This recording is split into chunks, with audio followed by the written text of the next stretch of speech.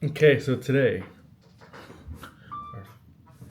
today our fireside chat, we're going to talk about my top 10 ways to burn fat. So, the top 10 ways to burn fat, I derived this presentation from a long thesis, if you will, that I wrote in the classroom of my school app. It is in the nerd out section, but these are going to be the top 10 ways to burn fat.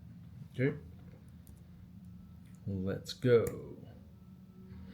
So, if you're serious about losing fat, here's the truth: insulin control is the key. Okay, literally the key. Let's just say that the insulin is the key and there's a lock on your refrigerator. You have to get to your refrigerator so that you can eat the proper foods to work out good, energize the body, build muscle, and burn fat, right? But if you can't get to the refrigerator, you can't get those next steps, right? So controlling insulin is literally the key because high insulin levels are going to block fat burning, while stable insulin allows the body to access stored fat or energy. So let's say you eat a steak, that's going to leave that refrigerator unlocked and open. Because if you eat a cake, chocolate cake, that's going to lock that fridge up, right? So you want to keep the fridge open and unlocked so you can keep accessing good foods. You do that by eating low carb, low carbohydrate foods that are going to keep the insulin levels low, okay? So here's the top 10 keys to do that, okay? There we go. Come on. Number one, lower sugar. To lower insulin, the fat loss foundation, like I said earlier, okay? Reducing sugar and refined carbs is going to be your number one step for fat loss because insulin is your fat storage hormone. When insulin is high, fat burning shuts down. When there's insulin, the body's saying, hey, we have to get rid of this stuff. We have to store it. We have to store these carbs, these sugars into the muscle glycogen, into the fat cells. But we got to do something. So we can't burn fat right now. We have to store it. Insulin is the storage hormone. Okay. So if you stick to whole foods, unprocessed foods, and limit your sugar intake, these are things that are gonna keep that insulin low. Okay. So the leanest people, they don't just eat less; they kind of control their insulin. All right. Step number two: prioritize protein. Okay. Muscle building and insulin stabilizer. So at every meal, you want to eat at least 30 to 50 grams of protein per meal, especially at breakfast, because at breakfast you've been fasting for anywhere from 8 to 10 hours. Your body's missing that protein in its bloodstream. Your muscles have a tendency to kind of catabolize or eat themselves at night. So the first thing you want to do when you get up within 30 minutes of waking is to have 30 to 50 grams of protein. Okay. Protein also helps stabilize blood sugar. It reduces hunger, keeps you full. You ever ate like a fat steak, a bunch of eggs, hard boiled eggs, or regular eggs, and you're like, oh man, I'm just stuffed. I can't eat anymore. However, on the flip side, if you eat a bunch of cake, cookies, chips, you're at a party and all these, little things are out on the table, it always seems like you can keep eating more and more and more, right? So not only is protein going to stabilize that blood sugar, but it's also going to keep you satisfied. It's also going to keep you satiated. And then on top of that, it's going to help muscle building. It's going to promote building muscle. Some options for great protein sources that are low insulin spikers are eggs, Greek yogurt, turkey, and protein shakes. Number three, you're going to want to strength train 2 to 4 times a week. Now, why is strength training important? Because strength training builds muscle. Muscle equals fat burning. Okay, the more muscle you have, the more fat you will burn. The more muscle you have, the more you can eat. The more muscle you have, the more you are reducing all-cause mortality. Okay, so muscle is not just about looking good; it's about feeling better, keeping your bones hard, keeping your bones strong as we get older, keeping mobility as we get older, and it's also just going to make you healthier as a human being. Okay, so lifting weights the correct way with the correct program and the correct protocols is going to help you build muscle, which is going to increase your resting metabolic rate, your RMR, your BMR. Okay, more muscle means you burn more calories at rest, like I said earlier. Okay, so don't overcomplicate it. Full body band workouts at home could be a great start. If you're not a gym person, that can be an option for you. Okay, so you're going to strength train 2 to 4 times a week. Number 4, cut liquid calories. Okay, this is one of the major things I see with people who want to lose weight, who want to lose fat. I shouldn't say want to lose fat, not lose weight.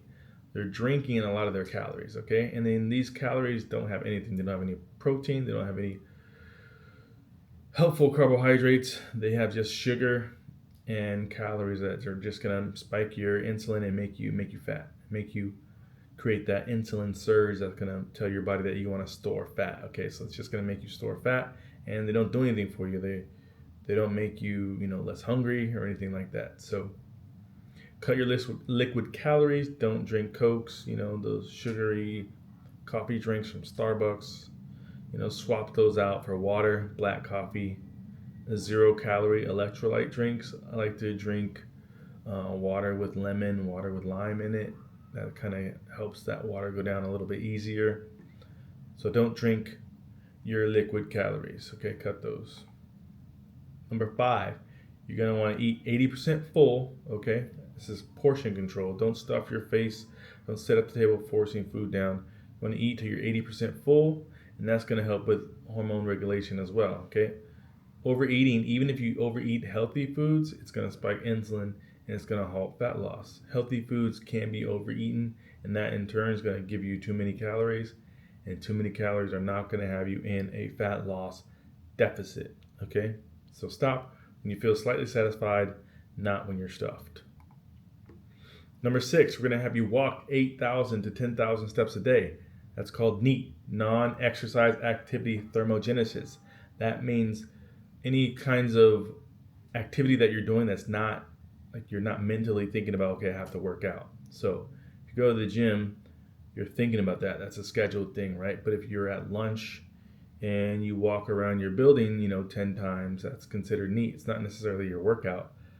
If you stand at your desk, that's considered NEAT. That's going to burn a few more calories than when you're sitting down. If you have a walking treadmill desk, if you, walk to the store instead of drive to the store, if you park at the other parking lot at your job or at the store, and you walk around, you walk to the mall, you're looking at all the stuff in the mall, and you get distracted, right? But you end up walking 8 to 10,000 steps. I mean, that's what we're trying to incorporate into this into your fat loss programming. Okay, so daily movement also helps regulate insulin sensitivity and keeps the metabolism humming. So I've actually worn CGMs. I've had CGMs, have people use other CGMs, and I've had installed CGMs on people, and we've analyzed after eating walks, and they tend to reduce the insulin spike, keep your blood sugars low in as little as 10 minutes. And it's kind of crazy, and it's kind of impressive that you can eat a really bad meal like ice cream and carbs and pasta and all that, and then if you go for like a 10-minute walk, it's going to really reduce that insulin spike. So I've seen that happen plenty of times. Number 7, you're going to incorporate HIIT, high intensity insulin reset. Okay, HIIT is high intensity interval training, but that high intensity is going to reset the insulin, almost like the walking after a meal will take care of that high insulin spike. Doing high intensity training at least once to twice a week will be great for you. So examples of some HIIT training could be sprints, incline walking, cycling, all those things. If done, 30 seconds on, 60-second walk. Let's just say there's a hill by your house. You can run or walk fast up the hill and then walk slow down and rest. And then when you get to the bottom, go back up to the same thing. If there's stairs near your house, all right, if there's stairs, there's a school. Typically, we all live, pretty close to some kind of a school, especially here in San Diego. So all these schools, they have stairs. So you could run up the stairs, walk down, run up the stairs, walk down. You could do 10 sets of those. That's probably going to take you, anywhere from 10 to 20 minutes. So that's a high intensity workout right there. So you do that, twice a week, along with your 2 to 4 times of weight training, and along with your NEAT, and along with you eating low carb, low insulin spiking foods. You see how these things start to stack on each other, and how you're going to maintain a lower body fat percentage. Okay. Number 8, you want to cycle calories strategically to prevent metabolic slowdown. This is a little more of an advanced kind of a thing. Instead of maybe doing low carb throughout the day, if you're a person that struggles, like I need sugar, we can kind of do a low carb day and then a high carb day, especially cycled around your training days. So if you're training, you might want a high carb day, so we can give you that, so that can satisfy that need for sugar and allows you to work out. Okay, so if you start with a 20% calorie deficit for about 2 weeks, then return to maintenance for a week. Cycling these calories helps you avoid plateaus, keeps hormones like leptin and insulin in check. Number 9, add electrolytes and salt to your water or drinks. Okay, crush sugar cravings. So these cravings are often signaled by sugar cravings are often a signal of electrolyte imbalance, not that you want sugar, right? It's your body saying, hey, go out and get some salt for me, right? But we mistake that as, hey, I need sugar, or I want sugar, and you kind of succumb to that. Okay, so sodium, potassium, magnesium support hydration, energy, and fat metabolism. So your body's not going to run, it's not going to function at an elite level without having these electrolytes and salts in your system. Okay, and the last commandment, number 10, you want to snack smart with insulin-friendly substitutions. So we like to keep some smart snacks around, ditch the sugary snacks for protein bars, Greek yogurt, cottage cheese, things like that, high density, high protein snacks. These protein rich snacks curb hunger and prevent blood sugar spikes. So, what do we get from all this? Okay, the bottom line, fat loss isn't magic. It's science and it's consistency. If you lower your insulin, you're going to build muscle and move daily. Okay, stick to these 10 commandments and you'll unlock sustainable fat loss without the guesswork.